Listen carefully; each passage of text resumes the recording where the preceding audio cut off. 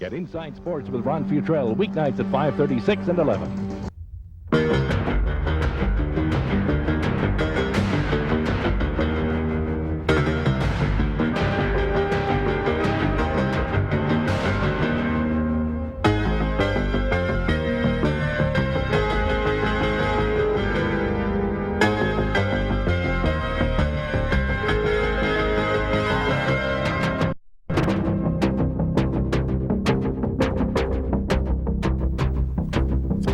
Hi, everybody. Welcome once again to the Jerry Tarkanian Basketball Show. We are live at our Channel 13 studios with Starr, assistant coach for UNLV, filling in for Jerry Tarkanian today. Coach Tark is off to the NCAA tournament down in Tempe, Arizona on this Sunday morning that we are doing this show live at our Channel 13 studios, tape delayed across the country on the Sports Channel. So welcome to Keith Starr here on this day. It's a big time of year with the NCAA tournament. We're going to talk about that, take phone calls a little bit later.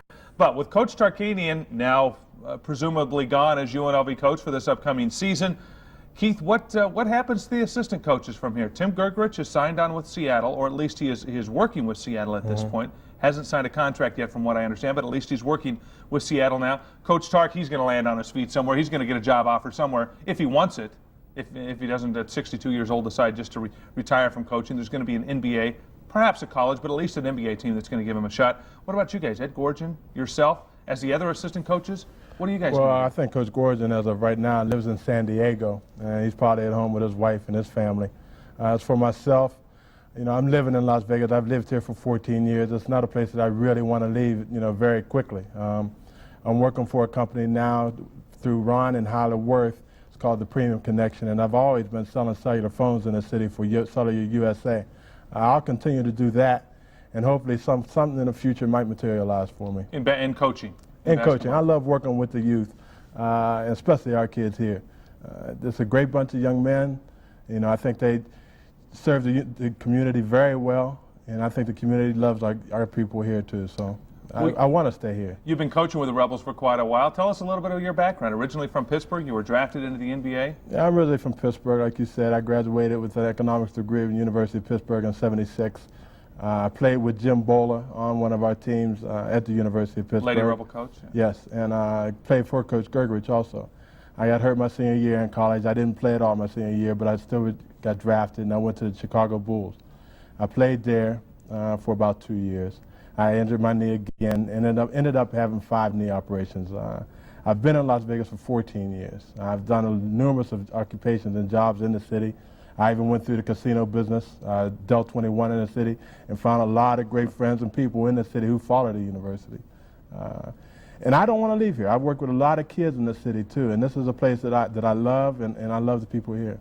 Any chance one of the other assistant coaches getting a shot at coaching at UNLV next year? Do you see? I don't know. I'd love to. Or do they want to get you? Do they want to get rid of all of you? They want to get rid of everybody. What's your thoughts? I hope that's not the case. I really do, because I feel we as a group really try to do the best we possibly could for the university and for the city. Coach Tarkanian is someone that I truly love and have a lot of respect for, and I think he would be agreeable for me to stay here if it was feasible. You know. Like I say, I love the city, and I've worked a lot with these kids in the city. I'd love to stay here. All right, Keith, you mentioned earlier to me off camera that you have a new daughter in the family, born earlier this month, so you haven't been able to watch a whole lot of NCAA basketball. This is the time of year when a lot of it's going on. Let's take a look at some highlights. So a game between LSU and Indiana that was played Saturday. Big matchup between Dale Brown and, of course, Bobby Knight in this one, and a very good ball game. You're talking about some premier ball players here, Shaquille O'Neal among them, of course, and LSU in the yellow uniforms right there. Indiana scores the bucket on the inside.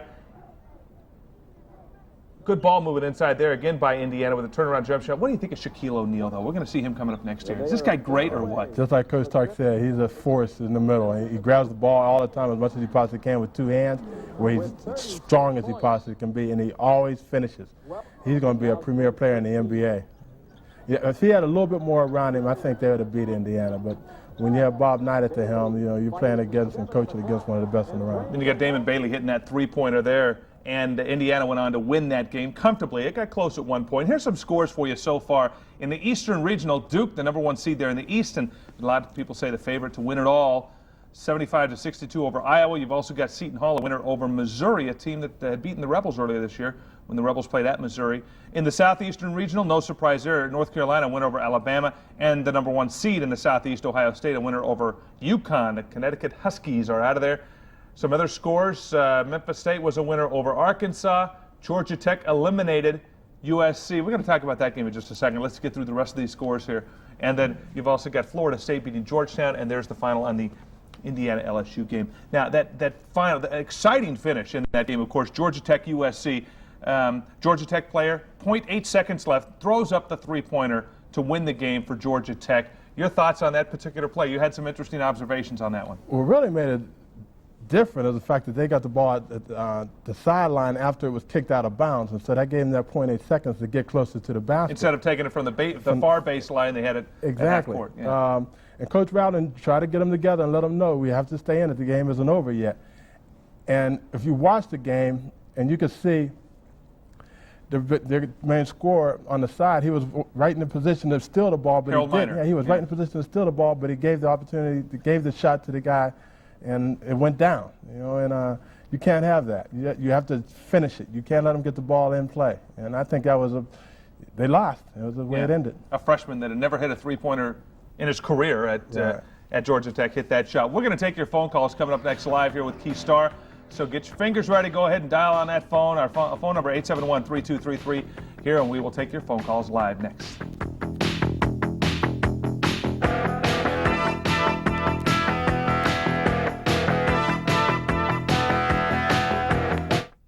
Las Vegas's #1 spot to shop for Rebel paraphernalia? Where else? Rebelbilia, your UNLV team shop.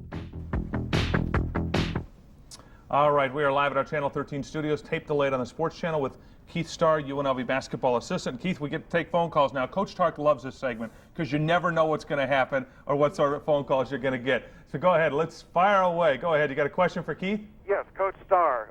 We understood that watching the USC Georgia Tech game last night, that George Raveling might be taking another position.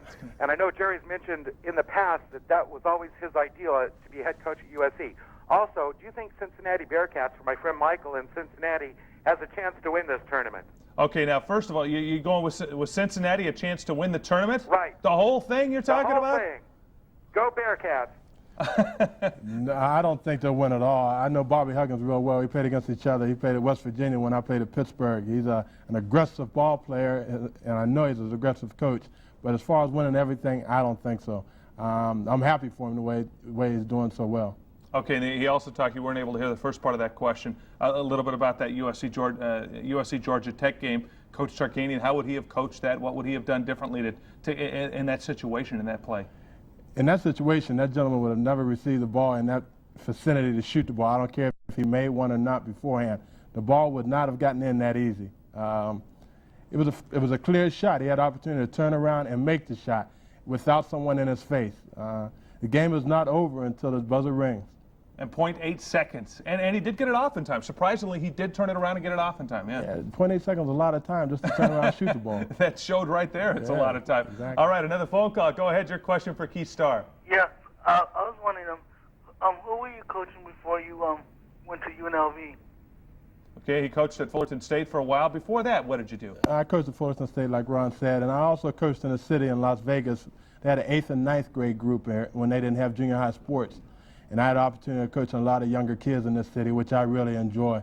A lot of them are playing right now in different areas. Cliff Reed, who's playing for New Mexico State. Brian Sitter, who is also playing for New Mexico State.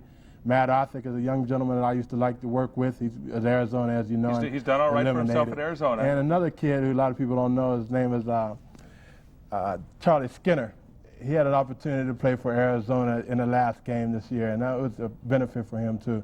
A lot of good kids in this city.